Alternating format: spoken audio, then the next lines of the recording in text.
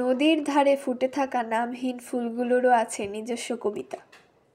যে ফুলের গন্ধ নেই তারও রঙে লুকিয়ে থাকে প্রকৃতির জাদু। অরণ্যের নিস্তব্ধতায় ফুটে থাকা বুনো ফুলের গল্প কেউ শুনে না, তবুও তারা হাসে। পাহাড়ের কূলে একলা ফুটে থাকা ফুল জানে স্বাধীনতার প্রকৃত স্বাদ। কাটা ভরা পথে যারা ফুটে তাদের সৌন্দর্যে থাকে এক আলাদা অহংকার। মরুভূমির ধুলোয়ও ক্যাকটাস ফুল হাসে, কারণ প্রকৃতি কখনো হাল ছাড়ে না। ঝরা পাতার বুকেও যদি ফুল ফুটে তবে জীবন অসম্ভব বলে কিছু নেই। পাহাড়ের চূড়ায় ফুটে থাকা নামহীন ফুল বলে সৌন্দর্যের জন্য দর্শক দরকার নেই। অরণ্যের পথে ফুটে থাকা ফুলেরা প্রকৃতির চিঠি, যা শুধু মন বুঝতে পারে। সমুদ্রের বালিতে জন্ম নেওয়া ছোট্ট ফুলও বলে, সংগ্রাম করো, ফুটো, বাঁচো। আকাশের নিচে মাটির বুকে ফুটে থাকা প্রতিটি ফুল প্রকৃতির এক অলিখিত কবিতা। বনফুলের সৌন্দর্য বলে, নিজেকে প্রকাশ করো, প্রশংসার জন্য অপেক্ষা করো না।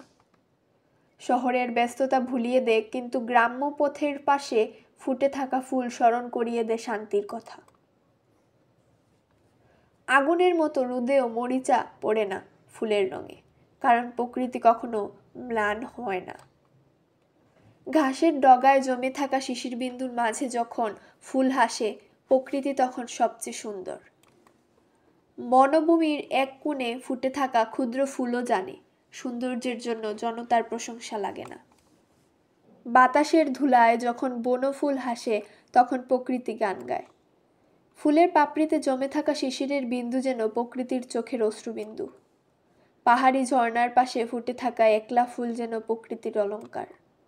যাদের শেকড় শক্তিশালী তারা মরুভূমিতেও ফুল ফোটায়। বনফুল বলে, আমাকে কেউ ছুঁয়ে না দেখুক, তবু আমি সৌন্দর্য বিলিয়ে যাব। প্রকৃতি যখন সাজে তখন তার অলংকার হয় বুনো ফুলের গুচ্ছ। জলছোয়া ফুলেরা জানে নদীর স্রোতের সাথে বয়ে যাওয়াটাই জীবনের নিয়ম। রোদের ছোঁয়ায় প্রস্ফুটিত হওয়া ফুলেরা বলে, উজ্জ্বল হও, কারণ তুমি নিজেই আলো।